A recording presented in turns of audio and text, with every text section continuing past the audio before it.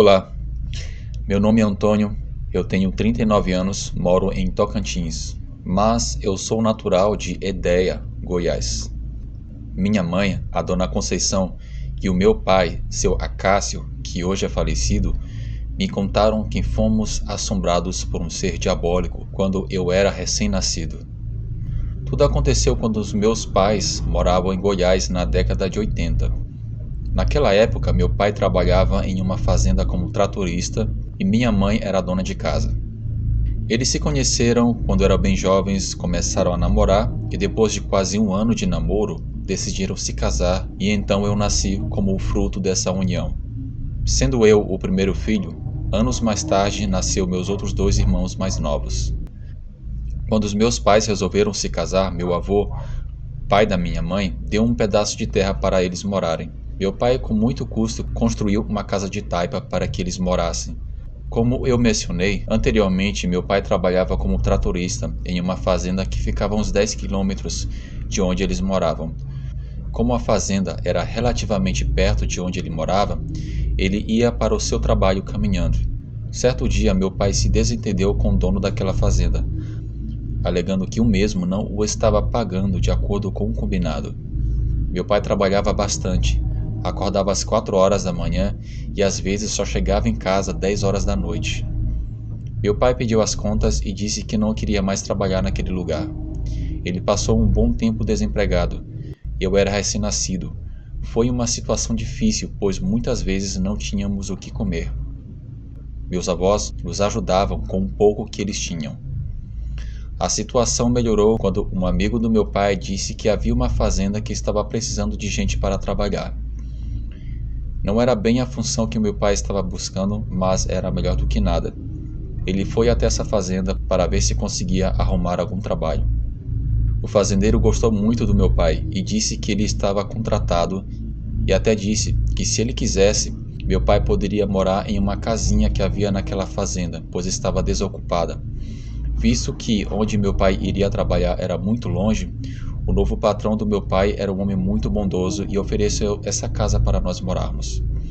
Meus pais se mudaram para aquela casa que ficava na fazenda e a casa que meu pai havia construído, meus avós disseram que iriam tomar de conta.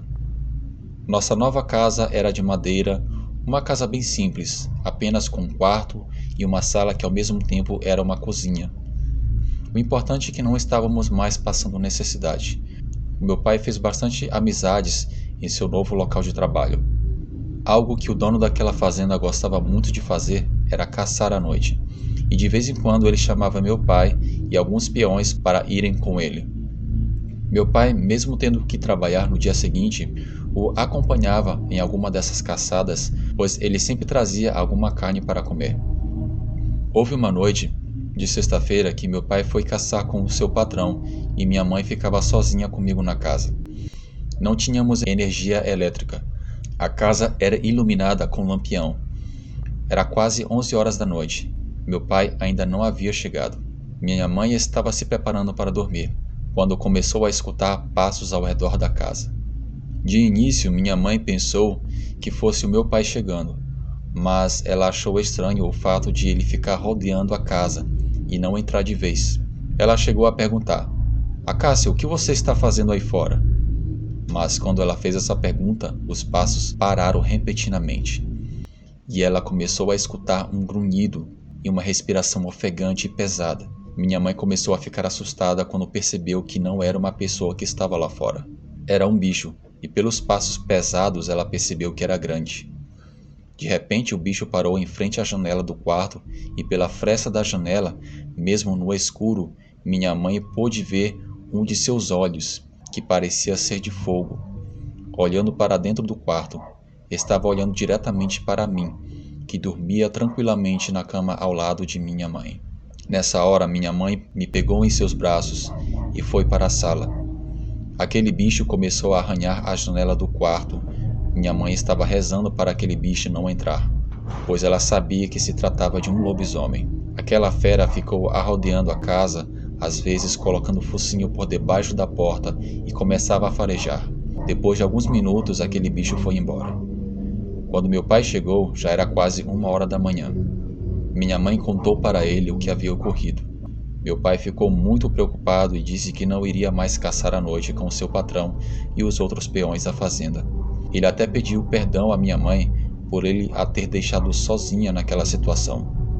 Na manhã seguinte, meus pais contaram o que tinha acontecido para o dono da fazenda. E o dono da fazenda disse que aquilo era um lobisomem, pois ele já havia aparecido naquela região há alguns anos atrás. Mas comentou que fazia tempo que aquele bicho não aparecia por ali e ficou até surpreso com isso, pois ele pensou que aquele bicho já estivesse morto. O dono da fazenda deu uma espingarda para o meu pai e disse para ele usar caso o lobisomem aparecesse de novo por ali. Quando chegou a noite, meus pais jantaram, me colocaram para dormir e ficaram de prosa até a algumas horas da noite e depois foram dormir. No meio da madrugada, eles acordaram com o barulho de uma respiração cansada e passos pesados ao redor da casa. Meu pai se levantou, pegou a espingarda e disse para minha mãe não fazer barulho, pois ele sabia que o lobisomem estava lá fora. Aquele bicho colocava o focinho na brecha da janela e ficava farejando. Meu pai resolveu sair lá fora para enfrentar aquela coisa. Minha mãe não queria deixar que ele saísse, mas como ela estava comigo em seus braços, ela não conseguiu detê-lo. Meu pai aproveitou que aquele bicho estava fuçando a janela do quarto, deu a volta pelo outro lado da casa para tentar dar o bote. Quando meu pai chegou bem perto, ele se arrependeu do que viu.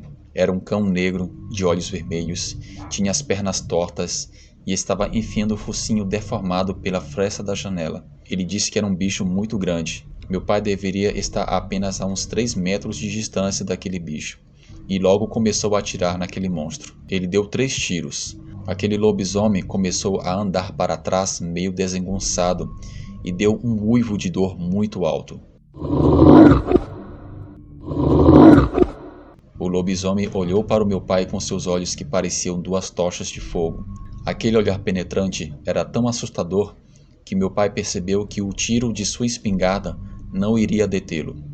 Ele deu mais 2 tiros, correu e se trancou dentro de casa. Ele colocou uma madeira para escorar a porta da sala, e ainda se podia escutar aquele bicho arranhando a parede da casa na tentativa de conseguir entrar. De repente, se escutou mais tiros. Era o dono da fazenda, junto com 2 peões, que vinha em direção à nossa casa, e também viram aquela criatura. O lobisomem se embrenhou no mato e fugiu. Os peões foram atrás, mas não conseguiram encontrá-lo. O dono da fazenda bateu na porta pedindo para abrir, perguntando se nós estávamos bem. Ele pediu que dormíssemos na sede da fazenda naquela noite. No dia seguinte, o dono da fazenda perguntou se eu já era batizado. Meus pais disseram que não, e o fazendeiro disse que provavelmente aquele lobisomem apareceu por lá por minha causa, pois todo lobisomem gosta de criancinhas que não são batizadas, e ele queria me pegar. O fazendeiro disse que antes da gente chegar ali, fazia anos que aquele monstro não rondava a fazenda. O fazendeiro aconselhou meus pais que me batizassem o mais rápido possível. 2 semanas depois, o fazendeiro levou meus pais para a cidade e conseguiu um padre para me batizar. Porém, aquele bicho, desde quando foi alvejado pelos tiros, nunca mais apareceu na fazenda. Mesmo assim, meus pais me batizaram por precaução. O tempo passou, nasceram meus outros 2 irmãos, e depois de quase 10 anos trabalhando naquele mesmo local, eu e minha família nos mudamos para Tocantins, depois que o dono daquela fazenda morreu. Minha mãe, sempre que me conta essa história, se emociona ao recordar o terror que passou naquela noite. Obrigado por ouvirem o meu relato. Boa noite.